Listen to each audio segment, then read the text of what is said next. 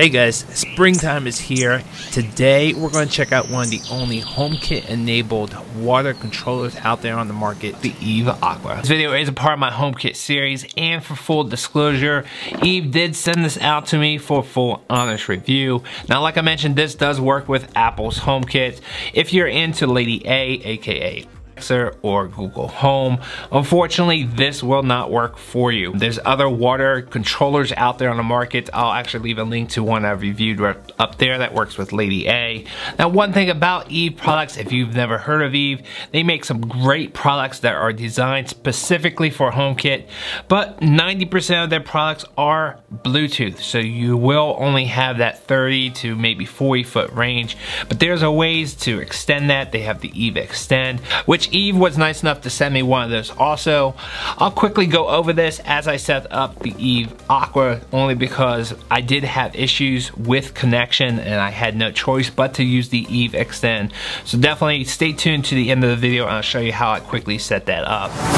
Inside the box, you'll have a quick connect and 2 AA batteries, which is really nice that they included those.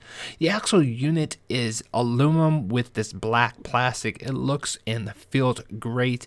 It does have a battery compartment at the bottom, which is a little tricky to open up. I noticed some other reviewers had trouble opening this up, but personally, I just did it in like 2 seconds and no issues whatsoever. It's a tight squeeze with the batteries, but once you figure out how to do it, it's quite easy, I think. On the very front, you do have one single button that's going to turn on and off the water manually. Now you can disable that button, which I'll talk more about in the app in just a couple minutes. And this is designed to go onto any standard US hose bib. Fairly simple, just like any other hose attachment. Once that's done, let's go ahead and connect this to the b-hyve and HomeKit apps, which you can do by scanning the QR code in either of those apps. Go ahead and assign a name to the device and a room. Now personally, I have a backyard as a room with additional lights. After some thought, I realized I probably don't want to have this type of device in a room attached to other lights, because if I say, hey, turn on the backyard, not only is it going to turn on the lights, but it's also going to turn on the water controller, and I don't want to do that. So after giving it some thought, I created another room called water spigot.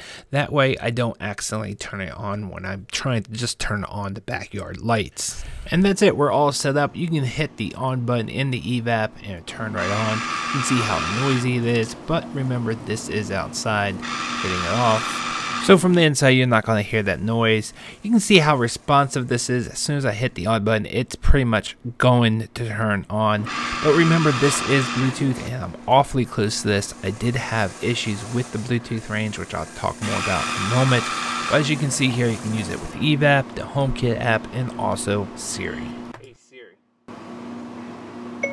turn on the backyard hose.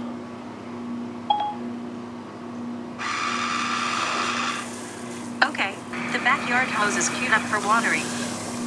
Now, of course, you can use the automations within HomeKit to automate the watering, but that's just too tedious. I highly recommend that you use the scheduling within the b-hyve app. The only good setting within the HomeKit is the runtime. So if you do turn it on with HomeKit or Siri, it'll default to a specific runtime, so you're not overwatering by accident. But right now, let's go ahead and jump back into the b-hyve app, because that's where all the magic really happens. Which, by the way, is the best free HomeKit app available on the market today. There's other ones that you can pay for, but this is free and it is one of the best, so definitely check it out even if you don't have any b-hyve products. Now, first thing you want to do is update the firmware so you get all the great features. In the basic settings, you have flow rate for the water consumption. Now, the way they do this is not by hardware. There's no meter within the b-hyve Aqua. All they're doing is taking the time that the water is running, timesing whatever you put into this flow rate. Unfortunately, most people are not going to know what their household flow rate is. Most people are not going to go out and go get a meter, but according to Google, the average household flow rate is 6 to 12 gallons per minute. But to be honest, at the price that you pay for this b-hyve Aqua, I expect a real water consumption meter with built into the device.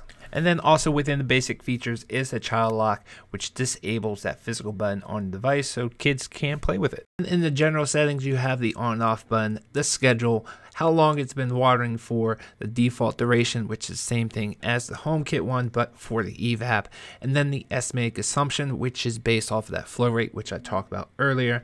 But the magic is in the schedule, and I gotta tell you, here is where you want to spend most of your time in the scheduling, where you can schedule up to 7 different times per day to water and base those factors off of sunset and sundown, and you can have one for each day of the week if you want to, but you can only use each day once. Eve also created some suspension scenes for Homekit, so if you know it is going to rain, you can actually hit these scenes within Homekit and delay the watering either today or today and tomorrow.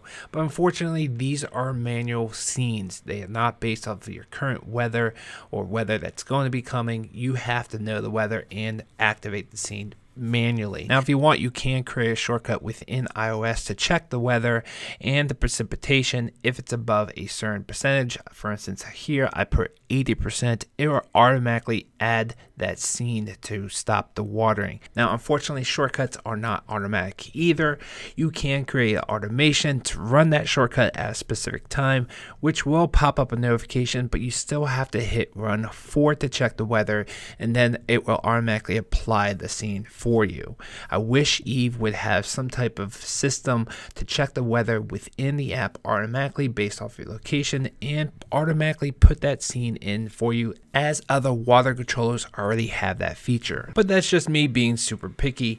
Overall, this is a great device. The only complaint that I truly have is that it's Bluetooth, and unfortunately, because my walls in the basement are brick, it really did not have a good signal from my Apple TV HomeKit hub, which is on the 3rd level, so I had no choice but to use the Eve Extend, which was super easy to set up and actually is quite nice to use. To do so is just like any other HomeKit accessory. Go ahead, go into the Eve app, scan the QR code, and it will automatically add it. It will then search out for other Eve Bluetooth devices. You can select which ones you want to connect to the hub based off of the Bluetooth strength level in the app. If you quickly stop here, by the way, you can see the backyard hose, which is the Eve Aqua device, only has 2 bars. And if you take a look, I'm only about 10 feet away. Now, the thing is, it does go through the exterior wall, which is going to cut down now on that Bluetooth signal, and because of that, I'm going to say most people who use the Eve Aqua device are also going to need a Eve Extend, unless for some reason your HomeKit hub is very close to the Eve Aqua on the other side of the wall. So I gotta say, I've been using this for a couple weeks now, and honestly, this thing has worked great.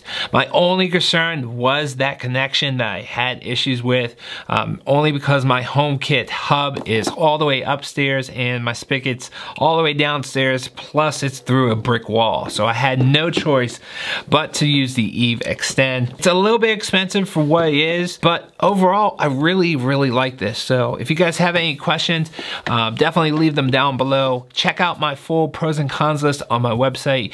If you guys want to see the next video in my HomeKit series, click right there. And if you're brand new here, I hope you will consider subscribing by pressing that blue circle, and I will see you on the next video. Thanks for watching.